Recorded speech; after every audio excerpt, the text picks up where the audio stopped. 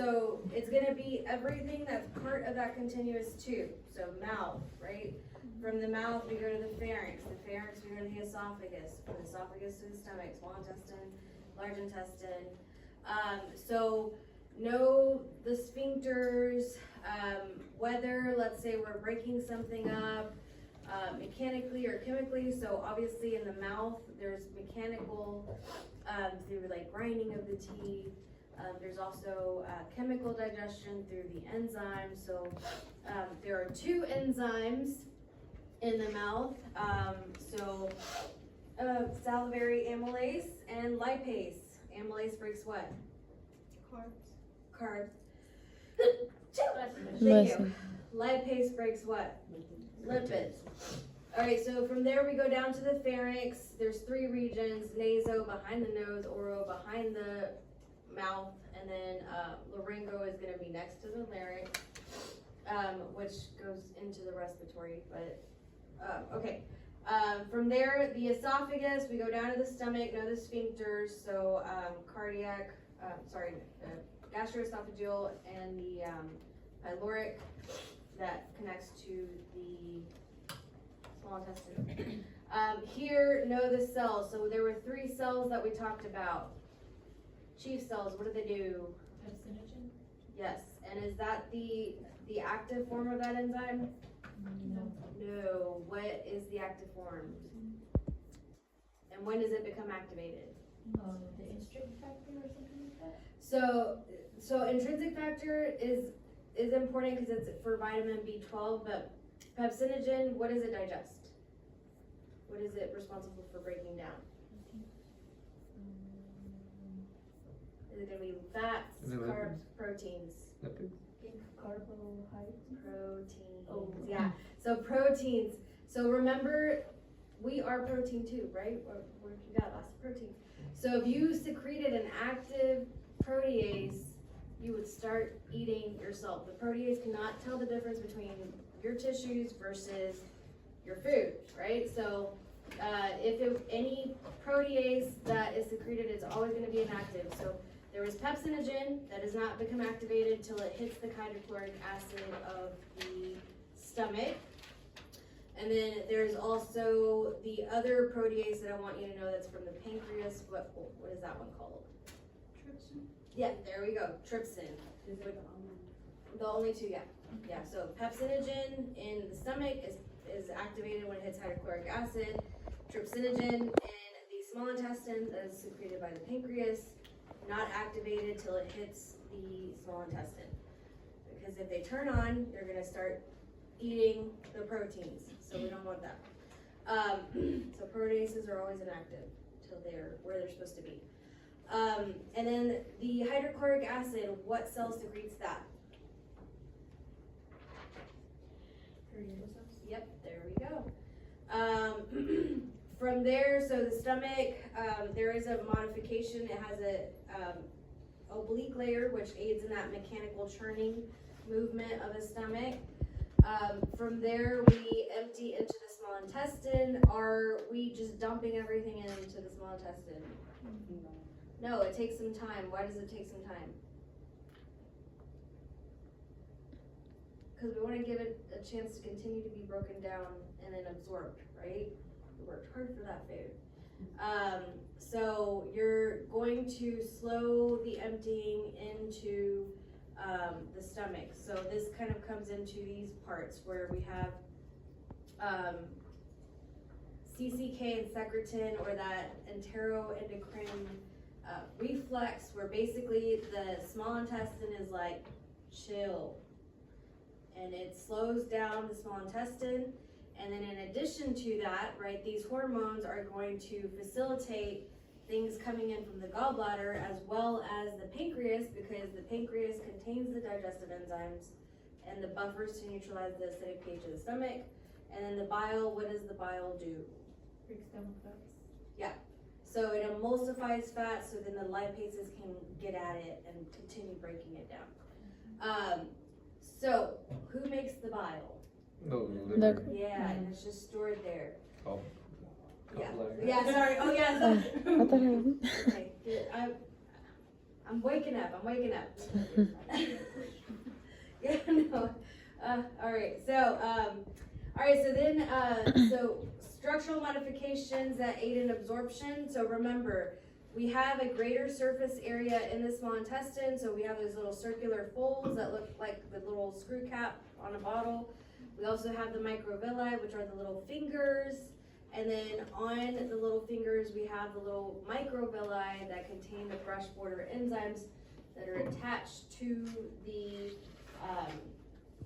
brush border, the microvilli, and they continue breaking things down. You don't need to know these specific brush border enzymes. So for the protease for the small intestine, it's trypsin. Know that it comes in from the pancreas and it's breaking down proteins. That's the only protease you need to know. Slimagen basically is a protease. So, all right, from there we continue on to the large intestine. So capillaries absorb the nutrients, right? What absorbs fats? Lacteals, yes, which are lymphatic capillaries associated with the small intestine. So from there we go into the large intestine, and then we absorb fluid. We continue to compact whatever was not taking in, and then it comes out through the rectum. So we've got two sphincters, one's voluntary, one's involuntary, so that we can hold it till we get to a bathroom.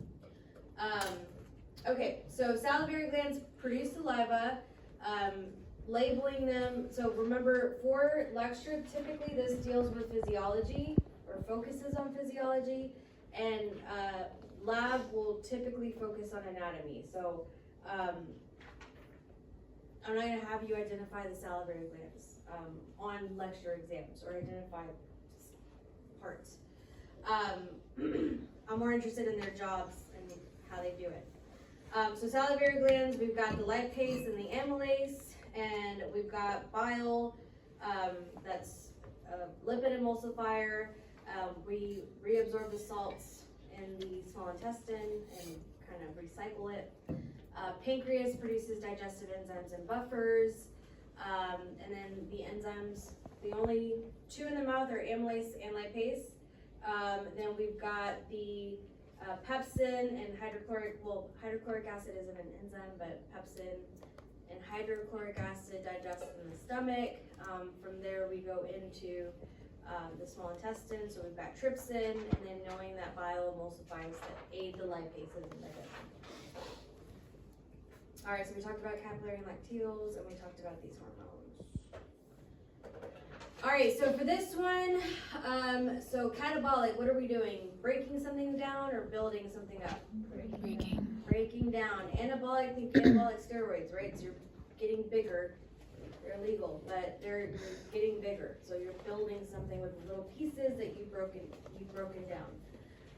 Metabolism is basically these reactions where you're taking something in, breaking it down, and building things that you need, and that using that energy from whatever you broke down. Basal metabolic rate is what BMR stands for. Essential nutrients are things that we can't make, so you gotta eat it. Cellular respiration, what is the primary goal of cellular respiration? Reduce ATP. Yep, there we go. ATP is what powers processes within the cells. If you don't have ATP, you're not alive. So we need to continue to produce it, so that's why we need to continue to bring things in. Oxygen is a terminal electron acceptor, and CO2 is a waste, so we need to expel that guy out. Alright, so lysis, genesis, and neogenesis. Lysis, what does that sound? So glycolysis or glycolysis, what do you think is happening there? Yeah, we're breaking glucose down, right? Lysing it in half. Glycogenesis, what do you think we're doing there? Yeah, we're making it. What about neogenesis? Yeah, new. So let's say we are not bringing in carbs, right? You can make glucose, new glucose, so gluconeogenesis, from fats, from amino acids. So cellular respiration, this kind of overview that we have here, it's not always one way. We get these 38 ATP molecules at the end of it. We can have things bleed out to build structures within the cell, and we can also use other structures like proteins or lipids to produce energy. So, all right, so for cellular respiration, glycolysis in the cytoplasm, all you need to know, we take glucose, we cut it in half. So that's 2,3 carbon carboxylic acid molecules. From there, this guy goes into the mitochondria. It's turned into acetyl-CoA. It enters the Krebs cycle, where we continue breaking down that sugar, right? We're pulling the electrons off of that guy, and CO2 is where this guy comes out. All those electrons are taken to the electron transport chain, right? Which powers that little rotor, that ATP synthase to build ATP. Oxygen is the terminal electron acceptor. All right, so we mentioned that.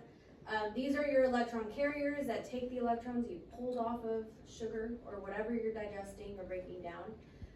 ATP synthase is the guy that's powered from those protons or those electrons that you pulled off of sugar to create most of your ATP. Okay, chapter 17, blood. It's a fluid, functions, obviously delivering oxygen, CO2, nutrients, hormones, all that stuff. Composition is formed elements suspended in a fluid matrix called plasma, and hematopoiesis is how we form these elements. So it's going to be in red bone marrow. Know the types of anemia. So, for example, pernicious anemia, what is that one? Someone doesn't produce enough intrinsic factors. Exactly. And so what does that lead to? How does that result in anemia? That's an absorbing of B12. Yep, exactly. Yeah. So you're not absorbing vitamin B12. B12 is a necessary component of red blood cells. So you don't produce what you need to absorb vitamin B12. You are now anemic. So you have to take B12 injections. Hemorrhagic, you're hemorrhaging, right? So just look over the anemia types. I think max is going to be like one question. Blood typing, know the blood groups. If you've got it, you can take it. If it's something extra, you're not going to be able to take it. So the agglutination reactions, they occur, or those clumping reactions occur because that antibody found its target, meaning that the target is there. All of the ones where the blood is kind of fluid, there's an antibody there, there's a red blood cell, but there's no target, so there's no clumping. RH, that's going to be what denotes whether you're positive or negative blood type. So hemolytic disease of the newborn is where mom basically, she doesn't have it, baby has it, so that's a foreign thing. When she gets exposed to that antigen, she starts making antibodies that can actually cross the placenta and kill the baby's red blood cells. Transfusion reaction, you have antibodies that attack those foreign antigens on incorrect blood types. Okay, erythrocytes, red blood cells, their job is to primarily transport oxygen. Erythropoiesis, I'm not going to ask you about the steps, but one of the important steps is you got to dump out your nucleus, right? Because these are anucleated cells. Hormonal controls. Who releases erythropoietin? What organ? Kidney. Yep, exactly. Remember, kidneys are the besties of your cardiovascular system. So they sense that your oxygen levels are low, they release this hormone, you create more red blood cells. Hemoglobin is the protein that binds oxygen and transports it. All right, leukocytes, white blood cells. Granulocytes are going to be what contains granules, so neutrophils, first responder, eosinophils. They look reddish. They're going to attack parasitic cells or parasitic pathogens. Basophils are going to be blue, and they have massive amounts of granules. Think allergies, so their granules contain histamines. Chemicals like histamines. Lymphocytes are going to be your agranulocytes, lymphocytes and monocytes, which turn into macrophages when they exit your bloodstream. So there'll be macrophages wherever they decide to call home. Like your lungs, right? Or your connective tissue. Lymphocytes are T and B cells. Alright, platelets, these are going to be small little fragments that function in hemostasis, which is stopping hemorrhaging. It's the opposite of hemorrhaging. Alright, so first, whenever you get a cut, the vessel's gonna react by constricting. That's what a vascular spasm is. We have the platelets land and attach at the exposed collagen fibers, and that's kind of a positive feedback. They release chemicals, more platelets come, and all that stuff. And then you start to have coagulation, where you start to form that kind of seal or that clot. So I'm not going to ask you all of the steps, but remember that part of forming that soluble fibrinogen into that net of fibrin is going to be that enzyme called thrombin that will make basically a little net that traps more platelets, more red blood cells to seal that leak. Once that leak has been, we have repair of that damaged area, that fibrin has to be lysed. So fibrinolysis, we have to remove that clot. So plasmin is the guy that takes care of that. Thrombus is a clot. Embolus is a clot that broke off. Embolism is where it landed and it cut off circulation. So pulmonary embolism landed in the lungs, right? Cuts off circulation there. Can land in various places. Heart, brain. Okay, 18. I've color coded. So cardiac muscle, this is what that looks like. Cardiac muscle, pacemaker cells or autorhythmic cells. Remember that the heart is able to stimulate its own contraction. It does not receive an impulse from the nervous system to tell it to contract.